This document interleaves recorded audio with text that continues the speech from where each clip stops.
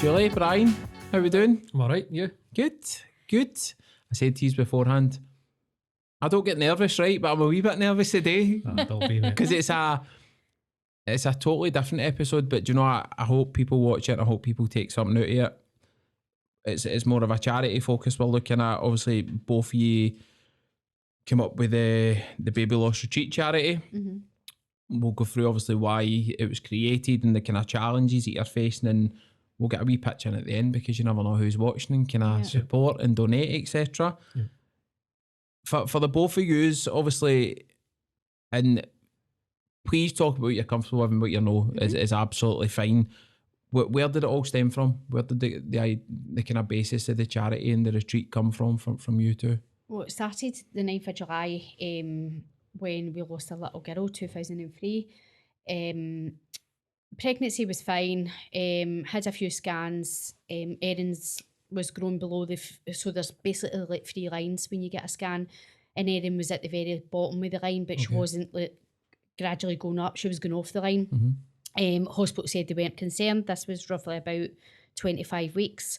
They said they weren't concerned, so they just kept an eye on me more, and about 36 weeks they brought me in for more regular scans. And basically was just saying that we'll keep an eye on you and we'll see how it goes. And then one weekend I didn't feel very well. There wasn't very much movement, so Erin would move more at night time, and then that gradually stopped. I woke up on the Sunday morning, I had said to Bryan, like, there's no much movement, there's wee movements but no much. So I phoned my mum, who was just like, go for a bath, like no tales that they say. So I went for a bath, ate ice cream, and there was a wee bit of movement. Woke up on Monday morning and there was nothing at all. Like, I was like poking my belly to see if there was a reaction. There was nothing there. So I was due to go for a scan on the Monday. So I said to Bryan, and Bryan's like, why don't we just wait till we get there? So sitting in that room, obviously, because it's like a reception area where all the women sit and they get wait for their scans. And I just felt this heart-wrenching feeling in my heart, knowing that I was going to get bad news. As a mum, you always get an instinct that something's wrong. Yeah. And I had that.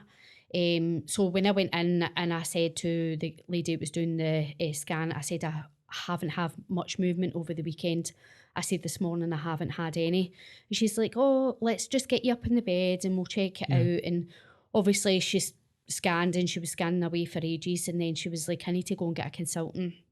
So at that point I looked at Bryan and I was like, they're going to tell us something here. So she went away, got the consultant come back.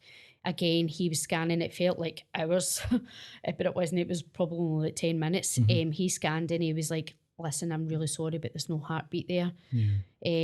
My heart just sunk into the bed, my whole body. I was just looking at Bryan like for answers, and I'm like, what's happening? And Bryan's looking at me and doesn't know what to say.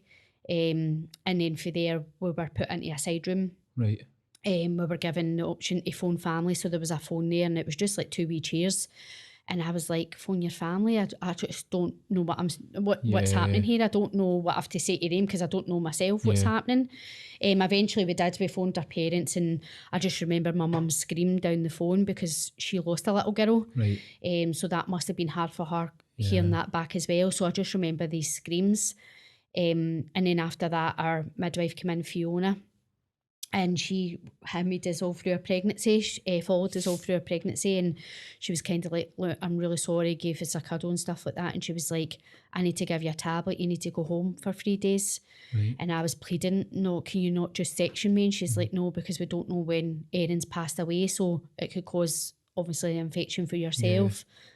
So eventually we agreed to go home, and just walking into that hospital, coming out of that hospital, walking in a lift. And I remember, me and Bryan remember the doors opening and this parent coming in with this newborn baby with a car seat. And it was kind of like, I was in flooded tears, but I was trying to hide myself because I didn't want to make that parent feel that it felt bad because she was bringing a new baby home. But deep inside I was like, why me? Why is this happening to me? Drove home, can't remember the drive home. Arrived at the house, my mum was there, and basically I just went to bed and slept for the 2 days to when I was due back into the hospital. All I done was cry, wake up, sleep, just done the same thing. And then I was due to go back in. Went back into the hospital. and was put into this room, and it was just basically near the maternity unit where every babies were getting born. The midwife was fantastic. Honestly, she couldn't have done any more than what she already done. She was saying, if you need any pain relief, please let me know. And she was asking us if we wanted to hold Erin, but at the time we were unsure because we weren't sure what Erin was going to look like when she came out. So I said, yeah, I would like to hold her. And then obviously for then they started to obviously progress my labour, so they were giving me pessaries for my labour to progress. I think I got 3, and then eventually it started to work, and Erin was born, I think it was 2:30 in the morning.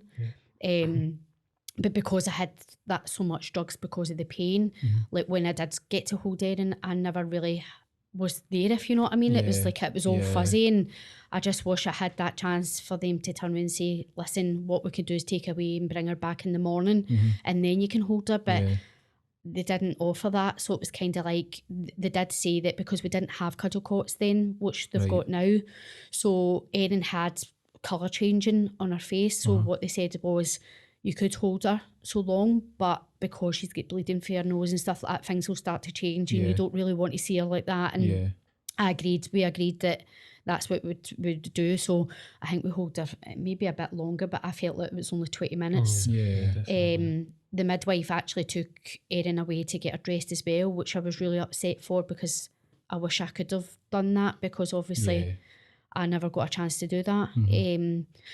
So they took her away and we stayed overnight, and it was really, really hard. Like waking up in the morning, I actually thought it was a dream. So when I woke up, I didn't know where I was, and I was kind of felt, this is like a dream to me. Like, and I just wanted out the hospital. I didn't want to stay there.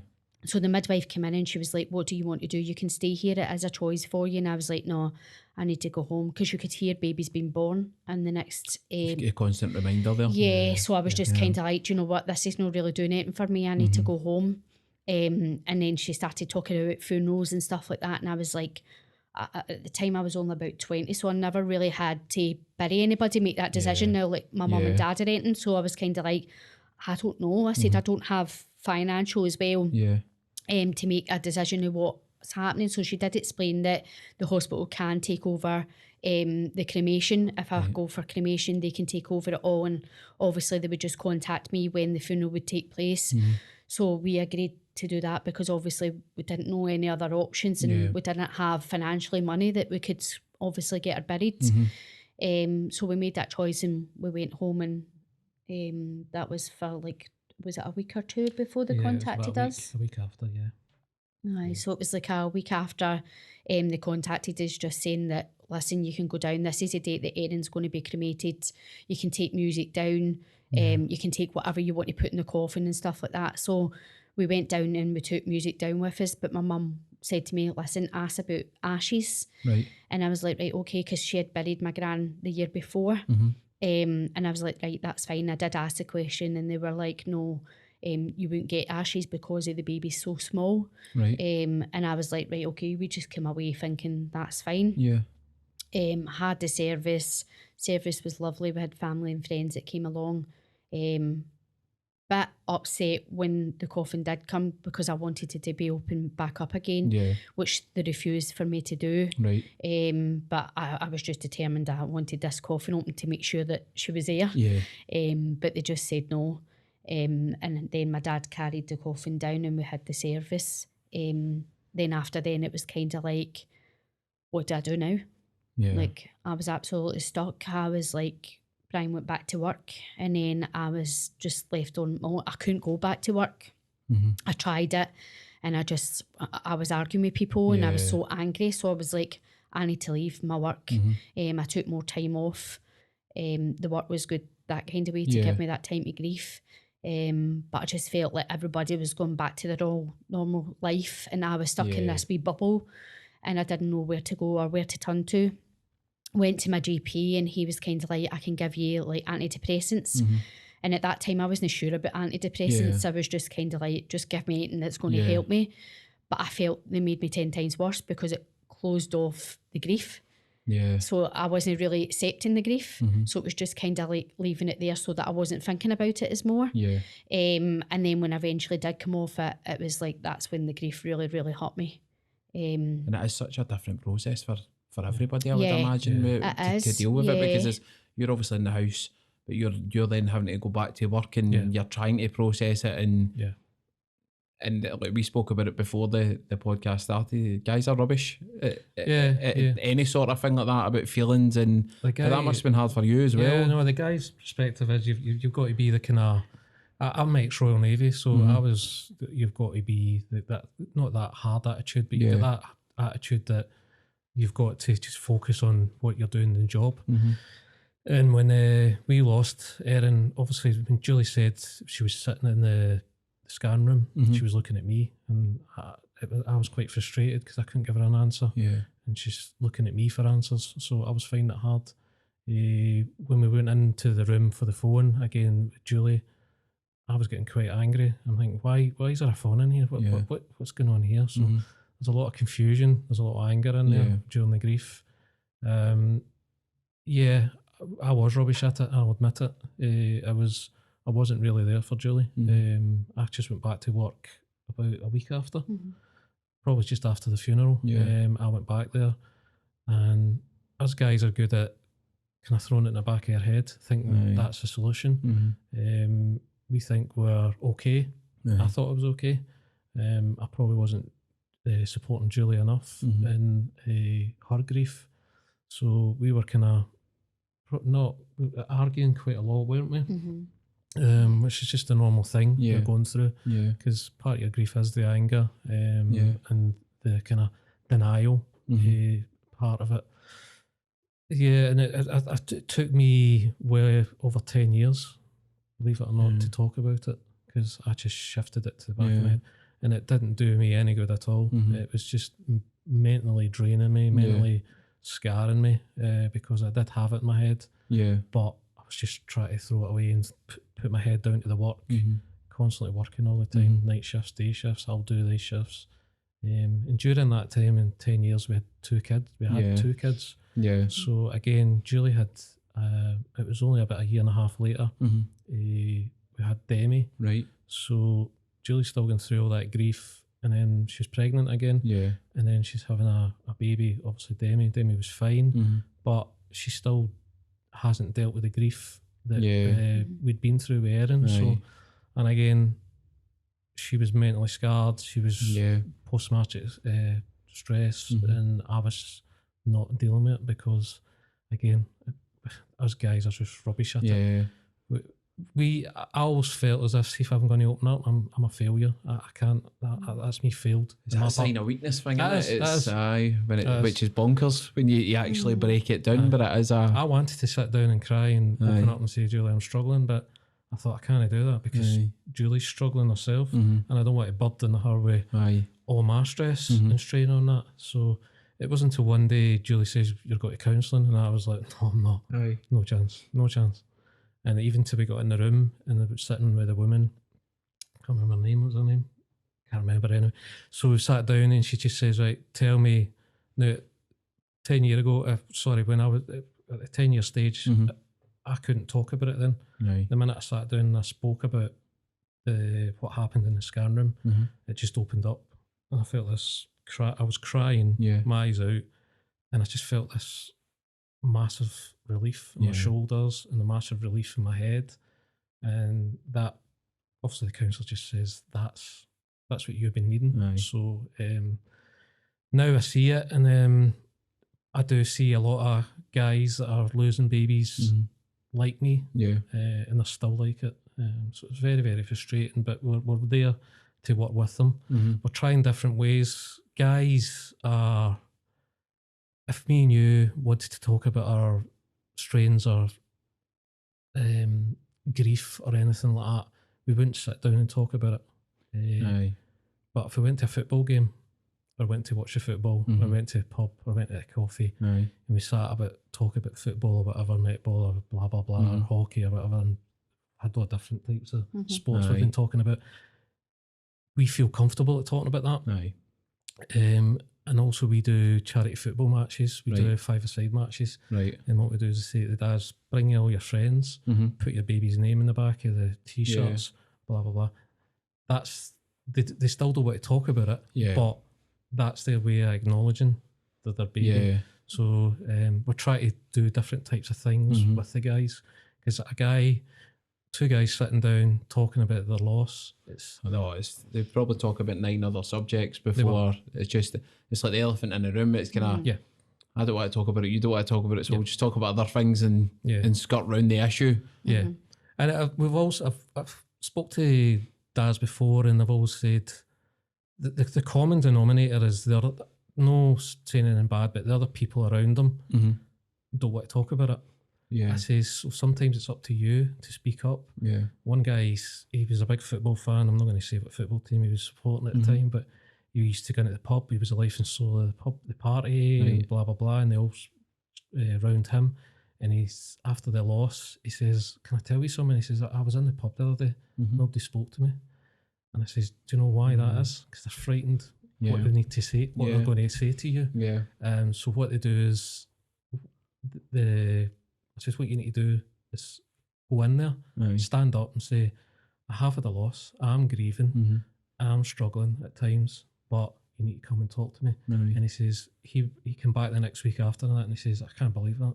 He says, that's exactly what it was. The people did not know what to say. I spoke up and they're all giving me cuddles and all that, and they're all saying, oh mate, I didn't know what to say to you. It's exactly what that was. It's just that masculine mentality. And it's so common because you could probably imagine the other guy sitting there going, what we going to say? Exactly. If we say you're all right and he says no, what do we say then? And it's that whole kind of, that's then when guys just go, I'm fine. Because you don't want to deal with the circle of, no, I'm no, here's what's wrong with me, and unloading the guy sitting there like that. Exactly. It's going to ask you if you want a pint. I've no idea what to do now, but it's that just kind of, and you said yourself, like, that you speaking about it unloads that 10 years of it sitting in the back of your head, just kind of not doing anything. Do you know what I mean? I'm not the only one. There's loads of guys out there. I mean, try and encourage. We've got support groups as well, and again, that's for them to come as a couple, or they can come on their own and sit and talk. We've got different rooms. We can hire different rooms in the office. If they want to just come in and sit for half an hour just to talk about it and offload, then we'll do that, definitely. And see the retreat, did that come around then? Obviously, with both your own experiences, did you feel there was a kind of lack of support options at that point for what happens next, and kind of how does it help you down the line? Yeah, aftercare is really important. Like when you leave the hospital, it might not be that support you need straight away, but in a year's time, you might need that. So you can't really go back to the hospital in a year's time because obviously NMPI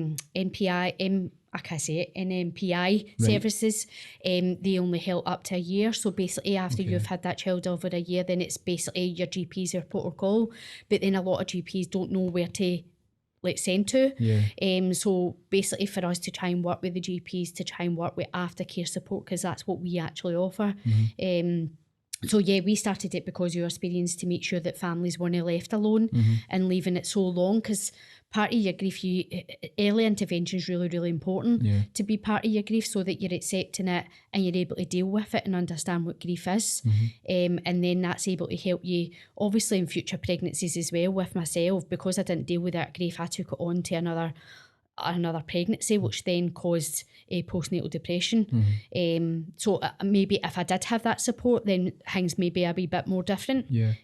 So that's why we offer that kind of care, is to try and support them as much as possible when they leave the hospital. Back in 2003, there was support groups there, right? But the taboo subject was still there, and it was really, really bad. And it's nearly 20 years ago now.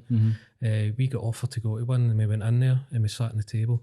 Nobody asked us, how are you? Can you tell us your baby's name? Can you tell us what happened? They all sat down and they says, we've got a couple of fundraisers. Do you fancy joining us? Julie just stood up and went, I walked out. It's just not going to help you, is it? I stood up and walked out, I thought it was going to be, and I think that's why it's always put me off going to a support group. And I think that's why I've looked at the support group from parents' point of views and from our own, and basically some of it's not just about they want to talk. It could be they're coming because they're not sleeping properly. Yeah. They want this kind of support. So what we do is we bring in sleep therapists that are able to try and help them. Right. Or we've brought in yoga and we've got the guys involved in yoga Right. lying down. Right. Like they've looked at us and went, really? But I'm like, try it. You don't know until you try things. Like if it's not for you, you can stand up and sit in the corner or whatever you want to do. We don't force anybody to do anything, but we're listening to the parents' point of views, and this is really important. Because it's the parents you're actually doing it for. So if they're saying, I need this, then it's looking for it to say, where can we find this? Why don't we bring it in, try it out? It's not going to be for everybody. Even the counselling retreats are not going to be for everybody, but it's about us finding that, what the parents need, and then finding it for somewhere else. And it takes a lot for, even both of you going to that group, it takes a lot for somebody to actually get there in the first place. And then if that's your first experience, people are just going to go, I'm not doing this anywhere. I'm not even trying to. Yeah. It's so important. We've had people come up to the door and they've said, I got to the door and I've just went home. And we just say, that's fine. We never decry Andy saying, that's not the right thing you should do, because then we know they're not ready yet. We always say to the parent, you need to make sure you're ready, because if you walk in and you're not ready, you're going to be all over the place. We're talking to you, you're not taking it in, so you need to be ready. Tiny steps, even making that to the door, then maybe the following week go, or the following month, right, okay, I've made it to the door, now I'm going to make it in. But we've had guys that sat up the back. We've had it in support groups that they've sat up the back and they've done it for about 2 months, and then eventually you see them creeping down and then they get involved. That's what it should be. It should be when they're ready, when they're comfortable to do it. It's no for us. Yeah. And then you've got the retreat side of it as well. So what is that? So during obviously lockdown, it was just the retreats that we had. So basically, it's run by a family. Okay. So we've got rooms there. It's like a 6-bedded house, and the restaurant and the cafe's on the other side. So basically, what we do is we refer parents to there. They get a £80 voucher for the 2 nights that they're staying there. Right. The reason they get that is because financially, maybe 2 of the parents are all sick, or maybe 1 parent's all sick. Financially, they might not be able to afford to do that. So I don't want them to have that worry when they're going to the retreat that they've got, oh, I can't go there because I don't have the money to pay for food. So we give them a voucher, or they're self-catering, so they can actually cater for themselves.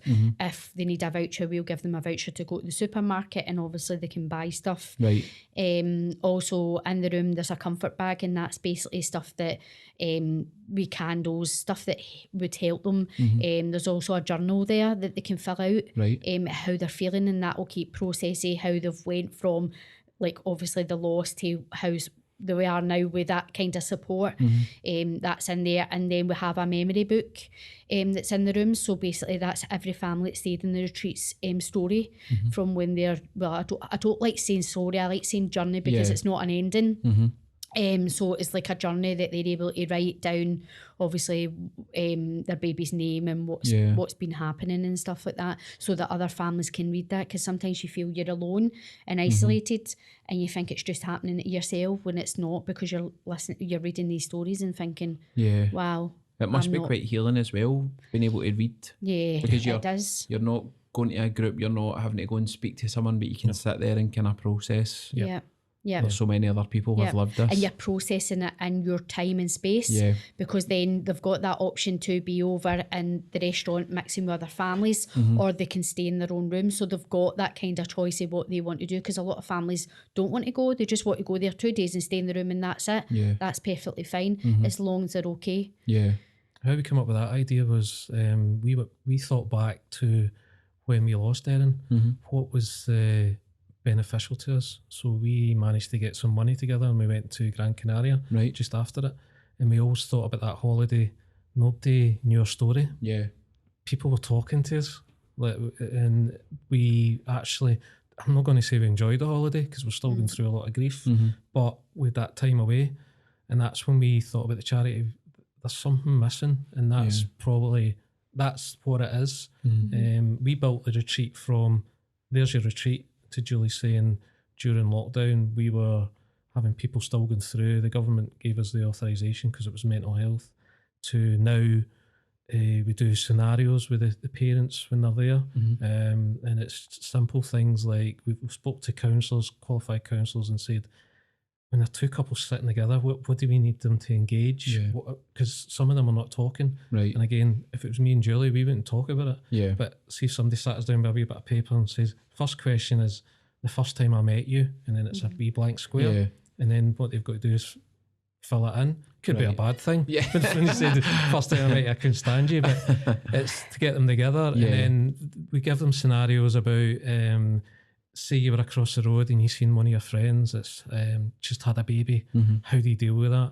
And the guy might say, I might go up and congratulate him. And then the mum says, I don't know, what I'm going to do is cross over the street because I'm not going to do it. Yeah. But what's happening is they've got their differences, but they're going to talk about it. Yeah. So that the husband understands the wife as well, kind of. It's about them engaging. As Julie says, it's about them understanding each other's. Well, they're sitting with both the scenarios in their heads and not talking about it, are they? Because then exactly. you don't know, because you might think that your husband doesn't care because he's going over there to look at this baby, but it's not. That's his way of dealing. He's able to deal with it a wee bit more better than maybe the wife is. It just so having that to communicate that so that they do understand that you're grieving in different stages and different parts as well. Yeah. So how difficult was it to set up like the charity because there's obviously a lot of different regulations and permutations, but I take it that didn't deter you at that point. You were just kind of full steam ahead to get something in place. When we've got something in our mind, we go for it. There is a wee bit, we just missed at the beginning. Obviously, Julie was talking about the Ashes. We were part of the Ashes scandal as well. So in Scotland, and it was the Daldowie crematorium. So I don't know if you remember Morton Hall, that was in Edinburgh. Yeah. There was babies' ashes getting scattered out the back door in the crematorium. People couldn't find their babies' ashes. So me and Julie sat down one time and watched the news, and we just looked at each other and went, do you think Erin? Because we never got our ashes. Obviously, we get told the baby was too small.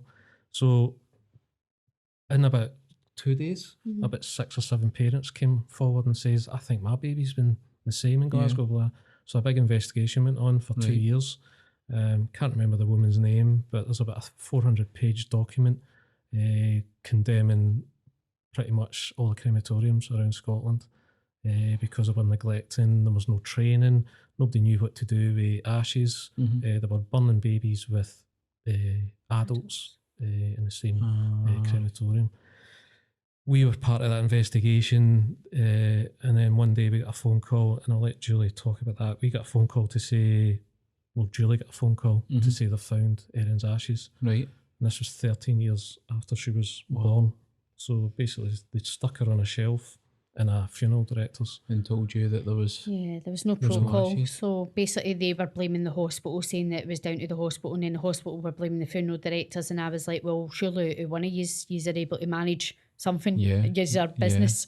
So basically said that what would happen was that they would get a phone call, then you would get a letter, then it'd be a phone call, then it would be nothing, basically.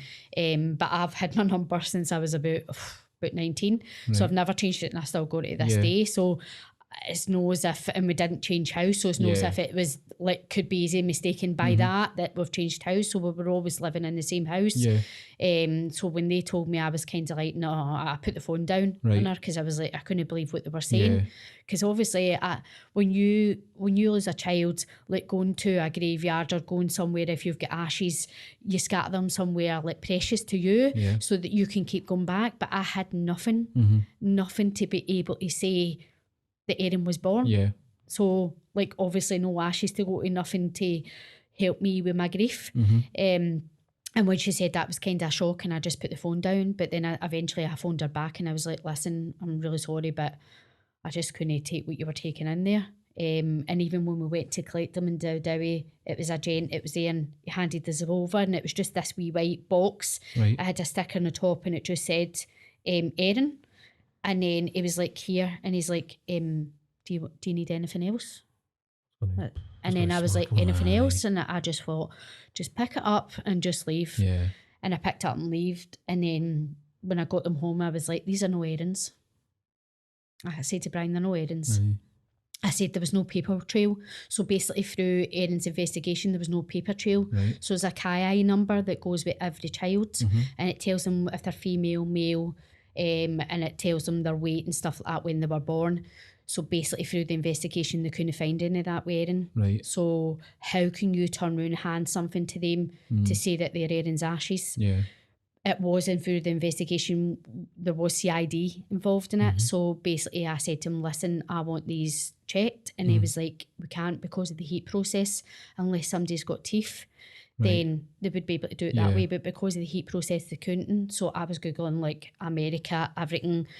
And eventually the guy who was dealing with us at the time with the CID's like, look, Julie, do you really want to put yourself through this? Like, really? Like, what you've been through the now and then? And I, the more I thought about it, and I went, do you know what? No. Because then it's going to take over my life and I'm going to end up back to where I was the first time, and it's took me all this time to get myself together. Yeah, because it brings back everything back up again. So you're trying to deal with your life and you're trying to move on as much as you can, but then when something like this hits, you're like, I'm going to go back down to where I was, and I can't do that because it was really bad time for myself. So I was like, I can't do this, I need to change, I need to do something differently. And that's when we sat down one night and we're like, right, what do we do? Like, what is missing here? And it was like obviously getting away, just having for that family, just to have that separation and be able to talk together and have a laugh, because sometimes people think because you've lost a child you can't laugh, and you can laugh no matter what, you can laugh. You think you're going to get judged for it? Exactly. And it was just kind of like, I need to go away and I need to have a headspace, and that's what we done. We went away and had some headspace to come back and say, even to make the decision, do we want to have more kids? Because then, do we need to put ourselves through that again? Are we going to be able to manage to go through that again? This is the things you need to think about, and what stage do you try for another child and stuff like that. So to make sure we were all, the twos were in the right frame of mind for that. So that was good for us to get away, because then we knew we wanted to have more children. And then I fell pregnant a year later, obviously, with my daughter Demi.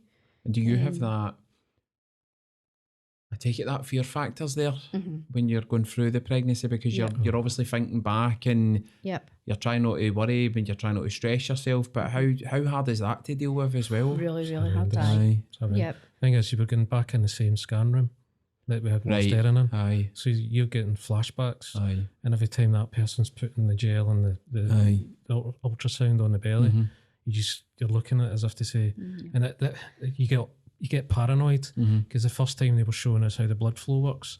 So the minute we were going in, we were saying, are you going to do the blood flow? And she's like, we are. Are you going to check the heartbeat? Yes, I am. So you were getting obsessed with it, weren't you? And we were going in every week because we just... wanted to be sure. It was. I downloaded an app. It was a Doppler. So I downloaded that and I used to put it to my belly and it would pick up the heartbeat.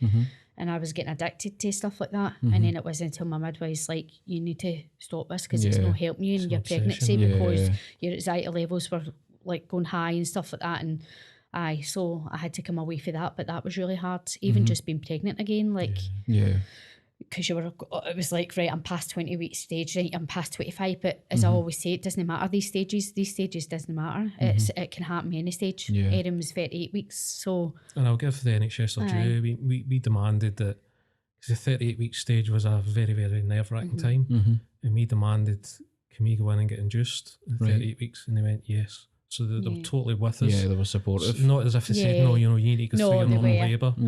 So the second time we went back, obviously when we fell pregnant again, they were on it like...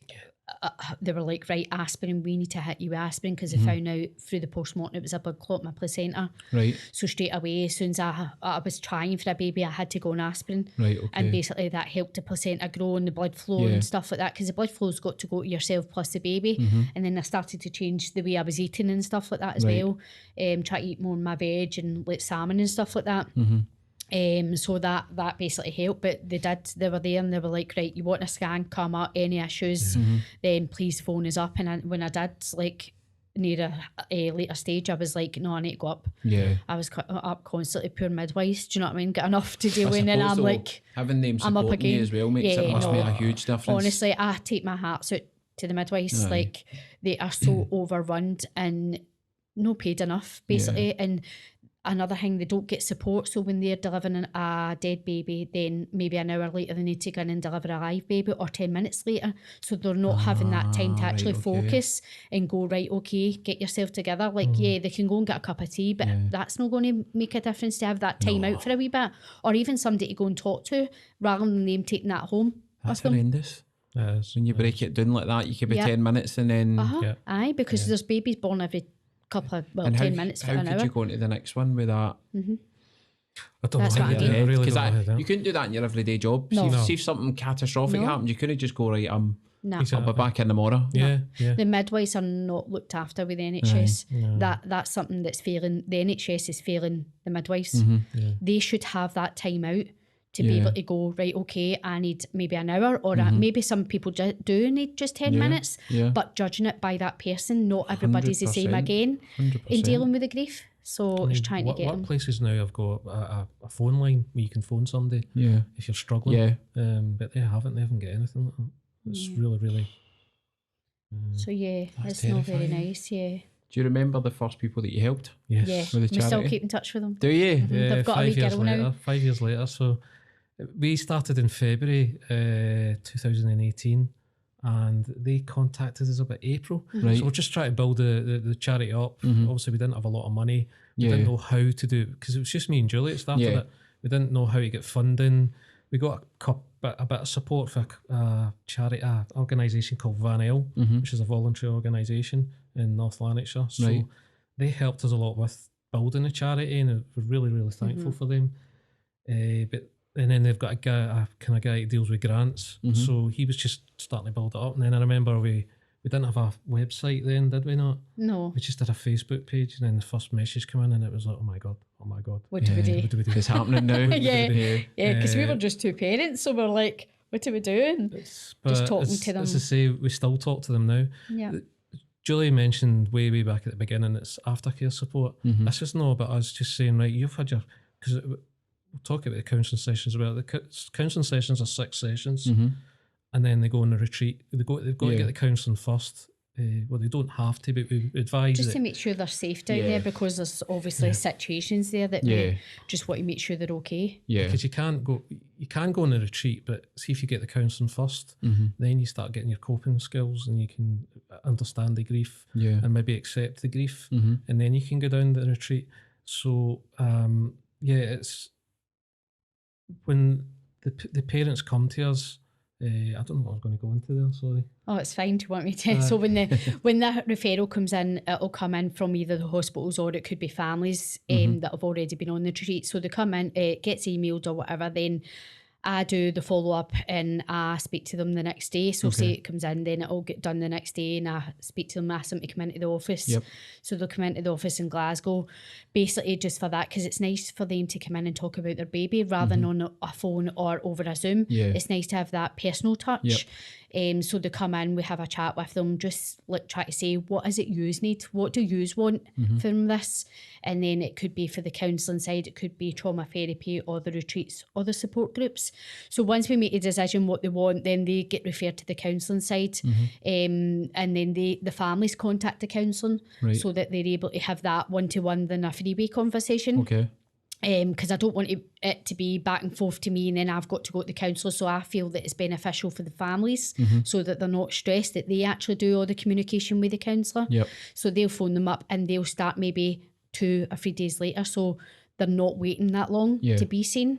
And the reason for that is because we've got quite a lot of counsellors that we've got. So it's like a rotation to each counsellor so that they've got enough space. To go by. So they'll get 6 sessions first. If they need more, the counsellor will come back to me. They'll give me a wee bit of a description of how they're needing the more counselling. And then obviously if we've got funding there, then we're able to give them that time for more sessions. And was it difficult to get that link in with like the doctors and the hospitals and things? Because I suppose it's for the services that you provide, you'll need that kind of line of here's people that need you. But how hard was that to set up? Really hard.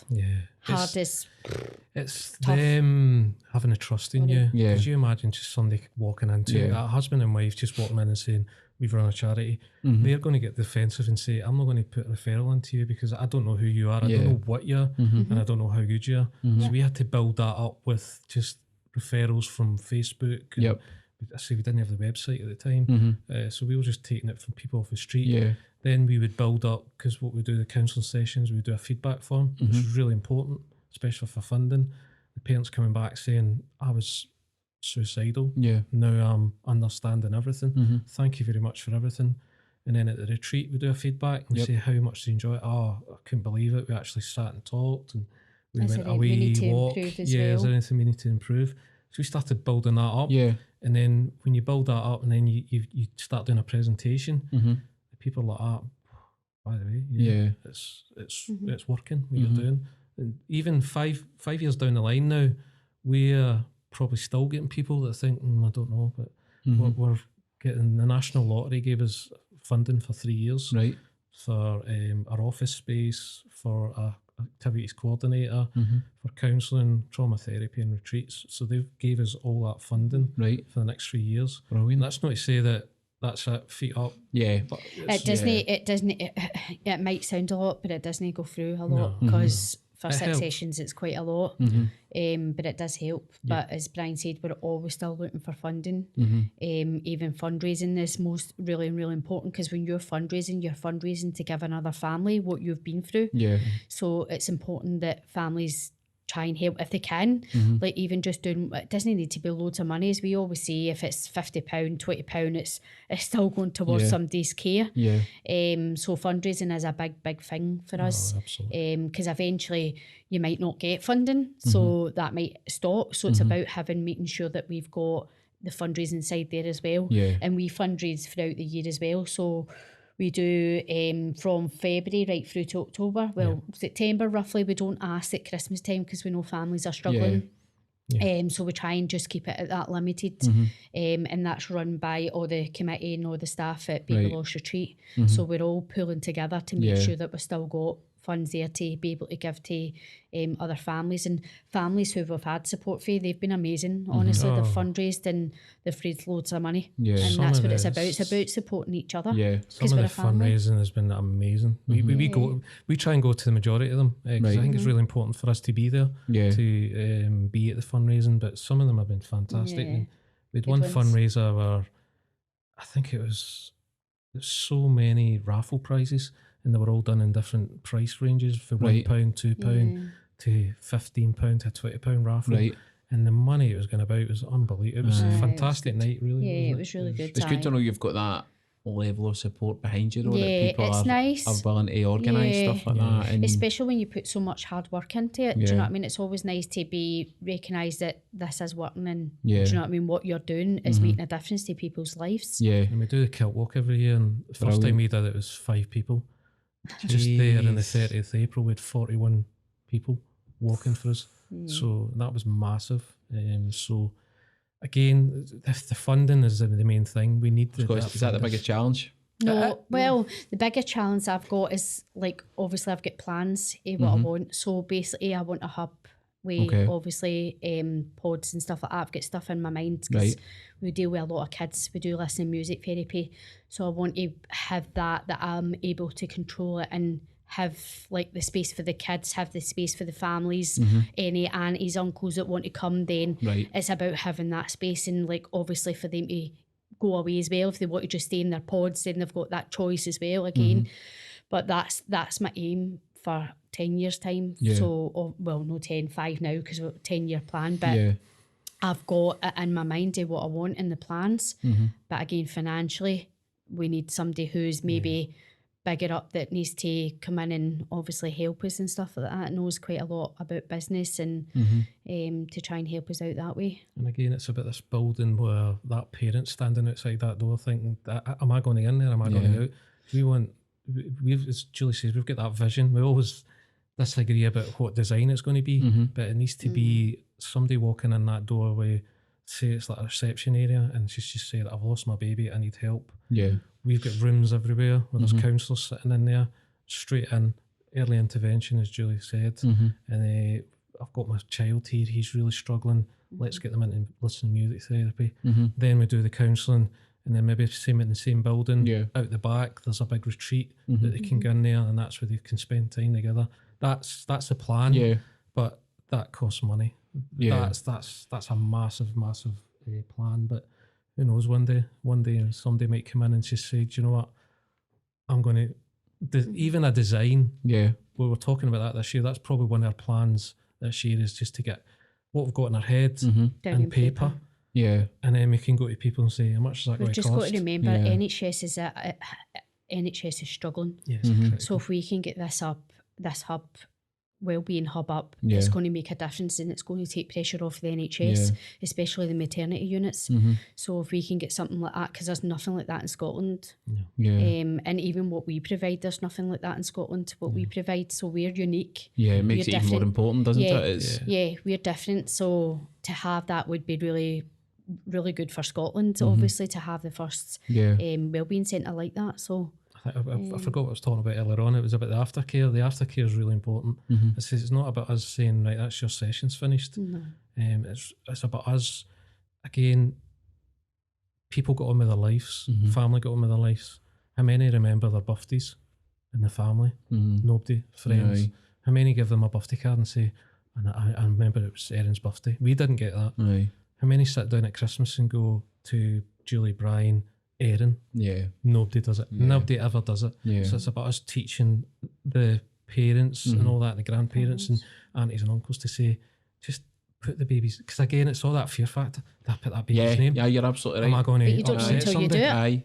How are they going to react if I And do then that? they'll And tell you aye. if they don't want it, but Yeah. until you put that down in paper, you're never going to know. Yeah. So obviously that family's thinking that you don't care, but until you put it down in paper and then they say, listen, thanks for doing that, but I don't really want you to do it, Aye. then you've solved the problem there. But we always don't want to say it. And again, it's about communication barrier breakdown. With people, we just don't communicate. Yeah. And until we communicate, we don't know what somebody wants. We don't know what they like, what they don't like. Because it's Erin's 20th birthday this year in July. We've got so much. I mean, we're not saying that we're fully over this, Yeah. because you've got all the memories. Would you be? Do you think you ever do though? Do you think You don't. it's just You don't. it's a You process. don't. You learn isn't to it? It's carry just on. a- It's like you're building. So say an orange, you're building. You've got this orange and you're building your life around it. So you're just building on top of that grief. Yeah. Do you know what I mean? But the grief will always be there. But it's how you manage it on a daily basis. Yeah. And that's what some people can manage it fine. Other people don't. So that's when you really need to be there to support them. And that's what I'm saying. We don't just leave it there. We keep carrying on as much as we can. As long as we've got funding, they'll always get support. But if we don't get that funding, we can't do it. Yeah. And it's about with a parent as well. Our baby would have been 5-year-old, and she's seen her friend putting her girl photographs first day at school. Yeah. That's just triggering again. And then she comes to us. We don't say, by the way, that's 5 years ago. We say, no, get in, start talking about it. It's understandable. We went through all that. And I think the important thing with us as well is every member of the committee and everybody it's involved with the charity. It's all lived the experience of baby loss. Well, that's what I was going to ask. For people coming in, it might be easier for them to relate because you both lived through that. Do you know what I mean? And it's probably easier than being asked to go to a group where it could be somebody that doesn't know you from Adam, has never been in any sort of experience like that, but they're trying to guide you on how to get through it. So that must be a massive difference for people that are coming. That's the feedback we get for a lot of families, that when they come into the office and like obviously when you spoke to them, they go, do you know what, this has been really good for me. Like I felt good leaving here because obviously I've heard what you've went through and obviously I've spoke to them and stuff like that, and they just went, it's like a relief. And that's it the does. kind of common thing they say when they sit down. We do it, or with Julie's on herself. The common thing they come back with is that, do you know what, you get it, you get what I'm going through, and you can see that kind of relief in them. We've had horror stories where they've come to us and said, I went to a counsellor up the road there and she said, hey, what can I do for you? What's up with you? That's like that group thing you both went to, and it's like a fundraiser. Aye. That doesn't help anybody. That's not going to help somebody. It's about us turning around, as Julie says, it's really important to ask, what's your baby's name? Yeah. It's the first thing you've got to ask, because that person goes, oh, you've acknowledged my baby. Yeah. You've just acknowledged my baby, and that just totally takes all that stress away from them, and they know that. So again, lived experience. We've got people that have had massive losses and traumatic losses. We've helped through that. So they want to put their bit back in. They want to help because they know where they've been and where they are now. So it's really important for that. See, from the point of view of, and but we're talking about the grief process and the different stages of it, is it difficult for the both of you kind of seeing people come in at the start of that journey, and then you've probably seen it so many times now with different people, but how do you cope with that side of it? Because it's probably bringing back memories for the both of you as well. We get supervision. So everybody who works for the charity gets supervision so that they're able to go and talk about it to obviously the people that we give to them so that they can just, because it's really, like, see if I've got 4 or 5 parents a day that I see, it's absolutely draining. So like for that full day, I struggle.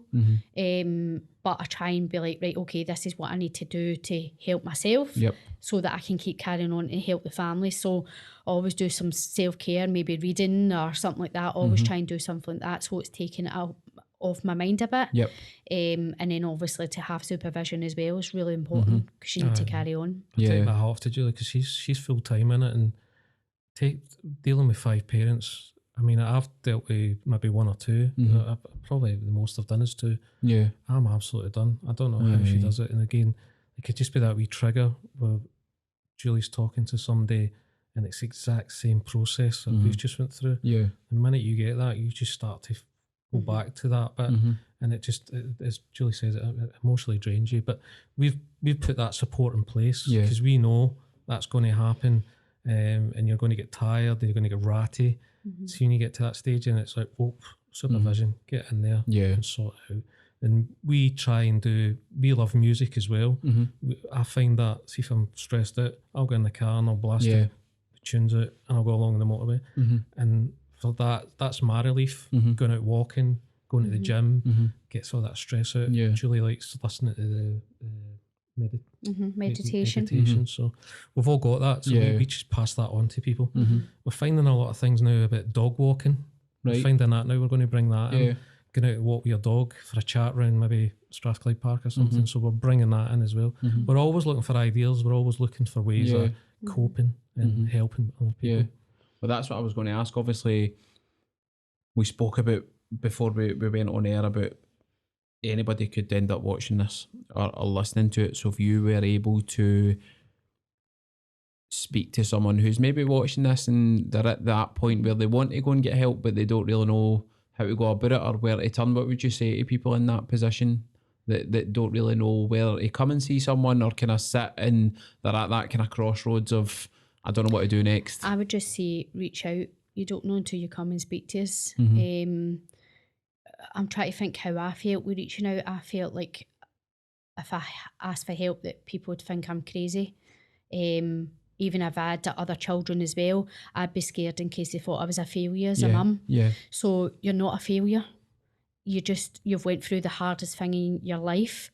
You just need that kind of guidance and support to try and get you through it. So always come in, always reach out, always talk to somebody. Don't sit there and think that you can't talk to us or anyone else, like family and stuff like that. Just come to us if you feel that you can't speak to maybe friends or family. Then to come and speak. And again, to it's not about, it might not just be the counselling. It might be, as Julie says, just talk. We've got so many ways of communicating. We've got the website, which you can put on contact us, and we can give you the website address. There's Facebook. You can go into Messenger. We've got Twitter. You can go into a private message. We've even got LinkedIn. You can get into private and Instagram. So many communications with it. We've got a WhatsApp as well. Where you can go in and text us. We've got a office number. You to make that first protocol, you might just want to text and say, "I've just lost my baby." Then we will say, "What's your baby's name?" Then we'll go in the process. That person might stop and not want to talk about it again. But do you know what? That's probably them just think, That's the first step. I needed to get that out. And they've actually helped me. They've asked me my baby's name, and that's it. You might never hear from them again. Sometimes I'll find that family, mums or dads will say to me, "I don't know how to start the conversation." So even starting the conversation by saying hi, that's it. We've had that. Then I'll gradually have that conversation with it. I've had parents that have done that and went, "I don't know what to say."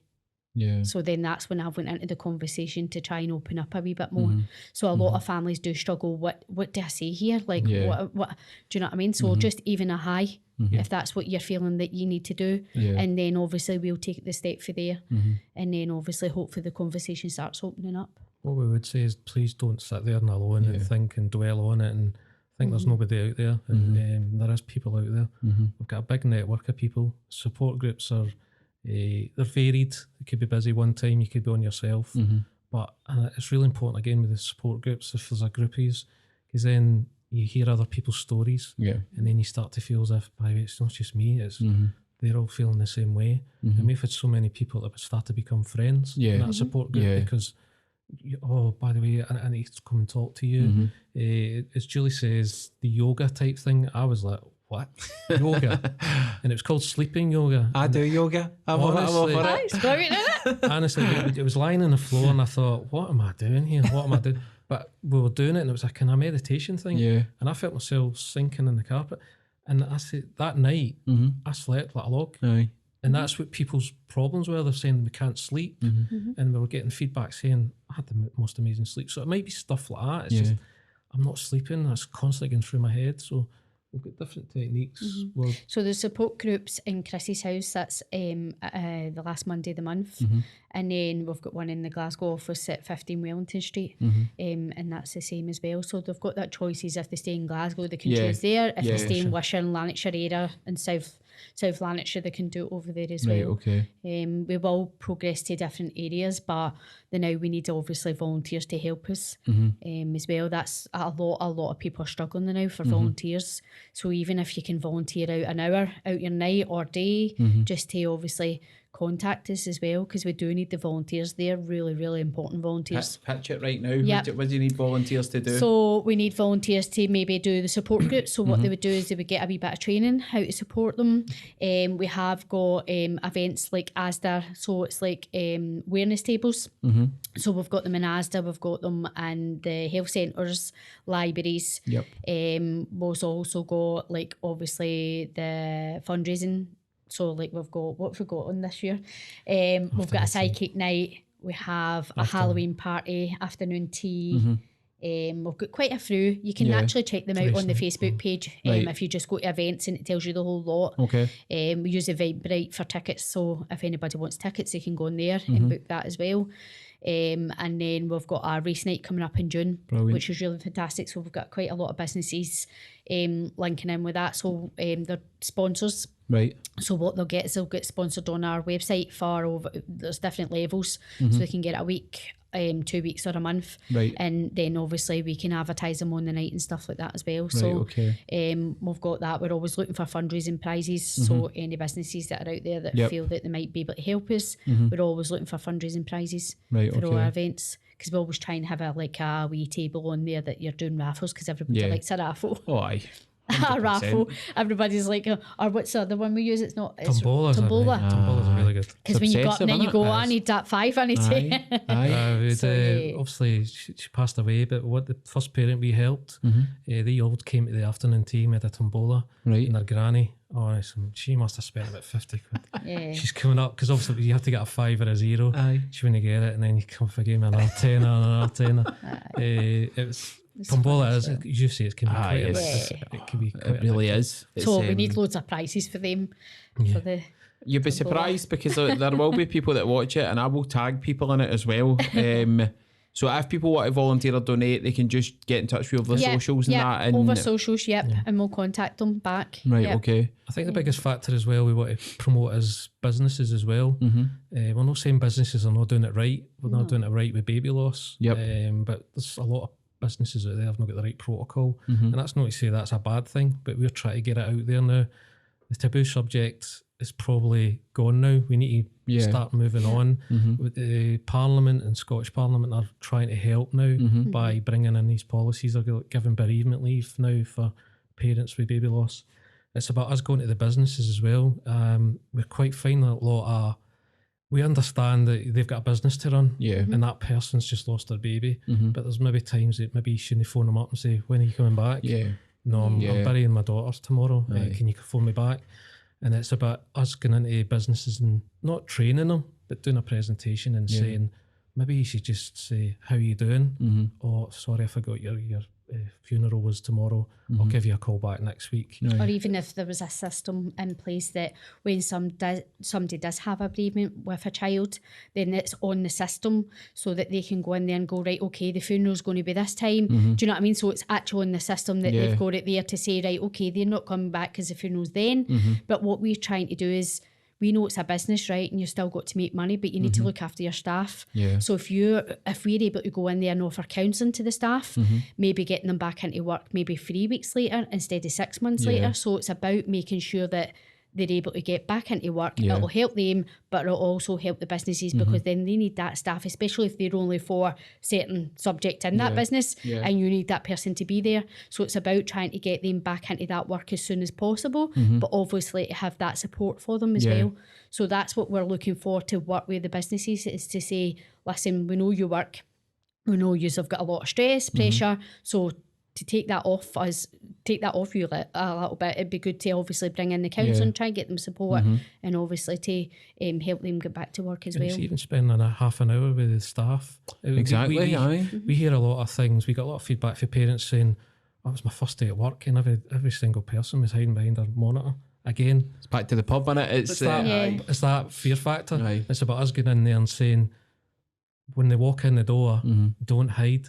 Stand up, give them a cuddle and say, if you want to talk, I'm here for you. That makes them feel better rather than you going, oh no, there she is, she's coming.